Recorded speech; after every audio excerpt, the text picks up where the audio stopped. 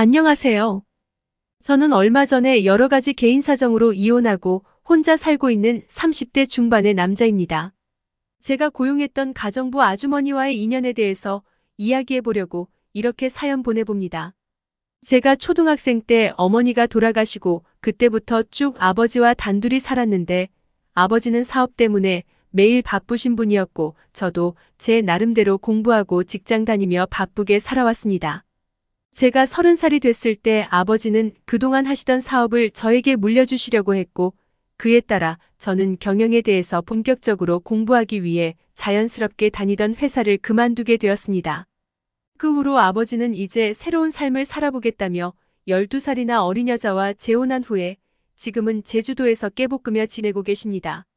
워낙에 모아둔 재산이 많으시기 때문에 별 걱정 없이 남은 생을 사시려고 하는 것 같아요.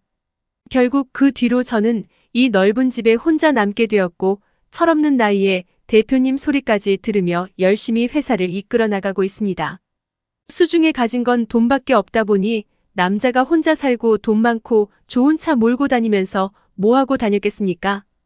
허구한 날 친구들이랑 술이나 마시러 다니고 새로운 여자 찾아다니는 게 일이었죠. 옆에서 간섭하는 어머니도 안 계시고 아버지도 안 계시니 하루에만 여자 3명을 번갈아 가며 데이트할 정도로 방탕하게 살아가고 있었습니다.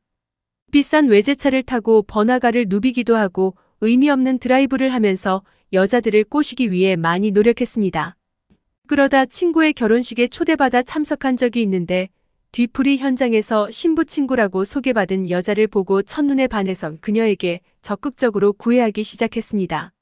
이제껏 만나오던 해프고 돈만 밝히는 그런 여자가 아니고 순수하고 때 묻지 않은 천사 같은 여자라고 느꼈기 때문이죠.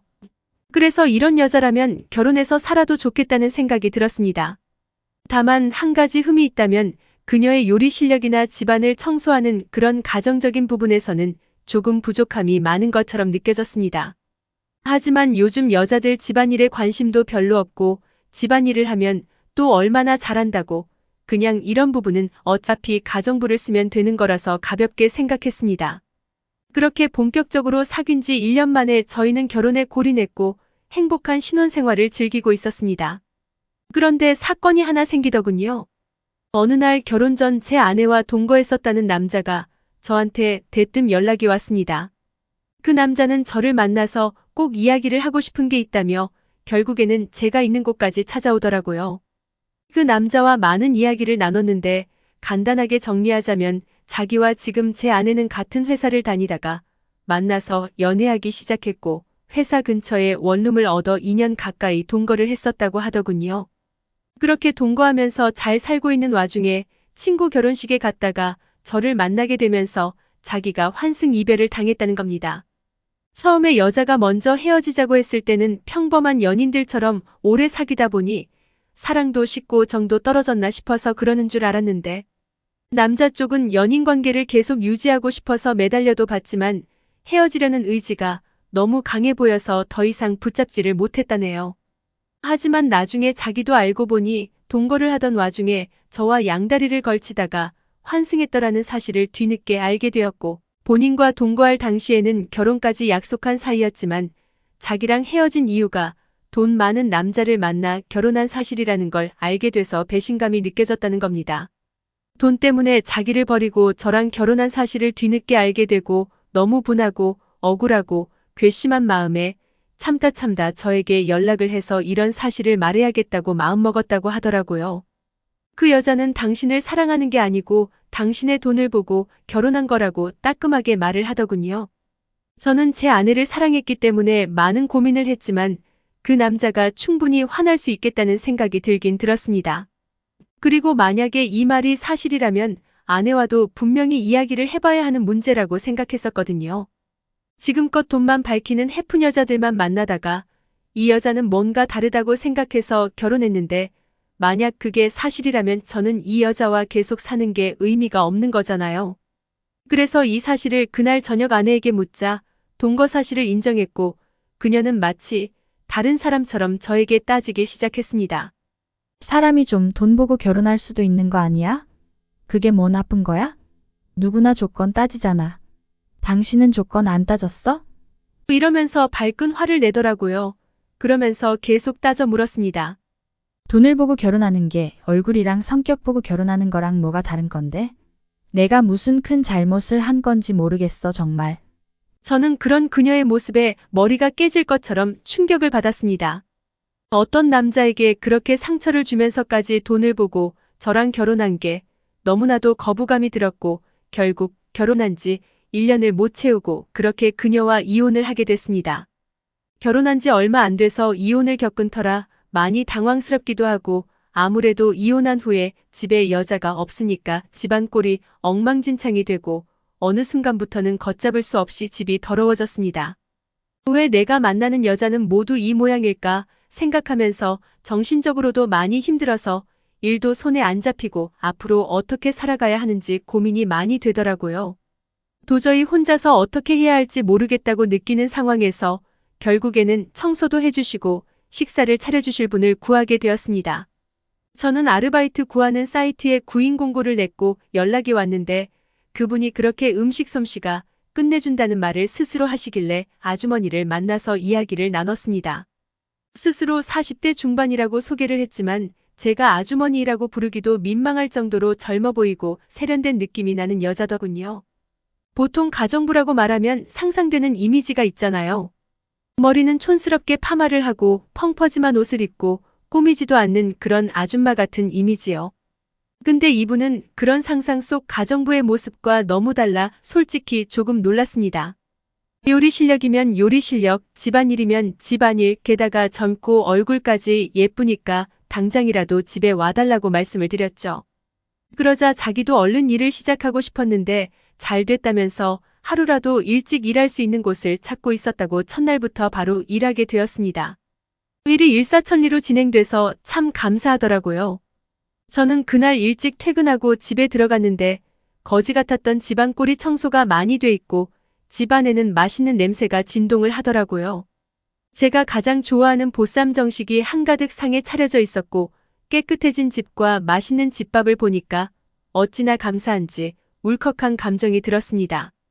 저는 옷을 갈아입지도 않고 식탁에 앉아 갓 담은 김치와 촉촉한 고기들을 입안 가득 넣었습니다.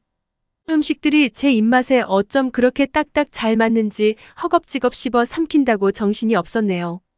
이렇게 깔끔한 집에서 제대로 된 집밥을 얼마 만에 먹는 건지 갑자기 그동안 제가 겪은 서러움과 그리움, 외로움 같은 감정들이 한 번에 밀려오면서 눈물이 나오더군요. 떠나간 아내가 원망스럽고 동시에 이 아주머니에게는 너무나 감사했습니다. 오히려 제 아내였던 사람보다 훨씬 더 성격도 야무진 것 같고 청소며 요리 실력은 말할 필요도 없더라고요.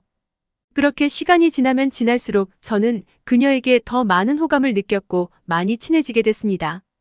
이제껏 연상녀는 한 번도 만나본 적이 없었는데 저도 모르게 점점 그녀에게 빠져들고 있다는 생각이 들더라고요.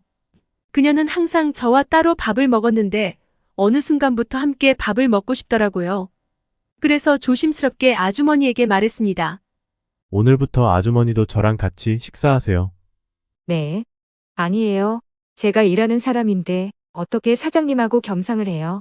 신경 써주신 건 감사하지만 그녀는 깜짝 놀라며 극과 함께 밥을 먹지 않으려고 사양하더라고요. 그래서 다시 한번 진심으로 부탁했습니다. 저도 혼자 먹는 것보단 같이 먹는 게 밥맛도 더 좋고요. 옆에 사람이 있어 본 지 오래돼서 옆에 앉아 있는 것만으로도 저는 충분히 좋으니까 저희 집에서 일하는 동안은 편하게 이야기 나누면서 같이 식사하도록 해요. 네? 그러자 아주머니도 수줍게 대답하시더라고요. 네, 사장님. 챙겨주셔서 감사합니다. 그녀는 외모뿐만 아니라 인성도 정말 곱고 아름다운 분이라는 게 느껴졌습니다.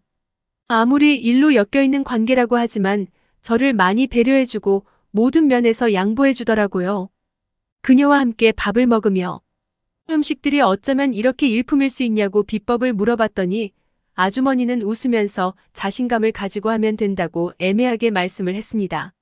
저는 그 모습조차도 멋있어 보이고 내일은 어떤 음식을 먹을 수 있을까 기대하면서 잠이 들었습니다. 오죽했으면 밥을 먹기 위해서 빨리 퇴근하고 집에 가고 싶다는 생각을 하겠습니까?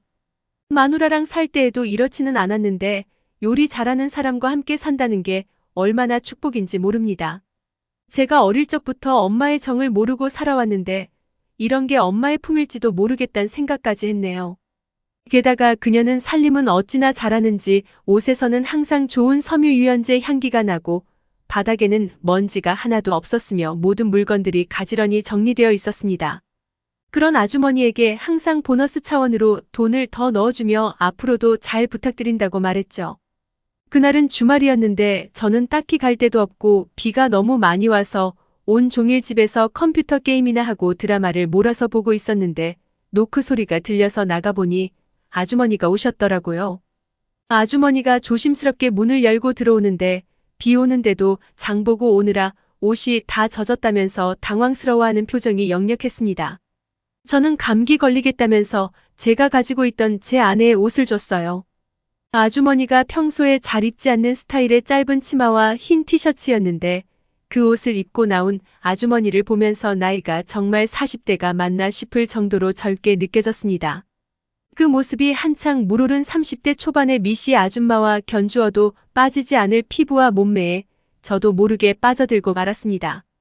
피부는 하얗고 잡티가 하나도 없었으며 항상 생글생글 웃는 표정의 제 아내의 옷을 입어서 그런지 제 아내의 모습과도 비교가 많이 되더라고요. 당연히 제 아내보다 이 아주머니가 훨씬 더 외적으로는 아름다웠지만요. 그녀는 곧장 주방으로 가서 일을 시작하더니 저에게 말했습니다. 식사 전까지 시장하실까봐 간식으로 감자전 만들 거니까 이거랑 막걸리 한잔 하시면서 좀 쉬고 계세요. 금방 해드릴게요. 저는 너무 좋아서 연신 고맙다고 인사하고 드라마 보면서 감자전과 막걸리를 즐겼습니다. 어쩜 이렇게 노릇노릇하게 잘 구웠는지 허기진 타이밍에 만들어주는 것까지 정말 완벽하더라고요.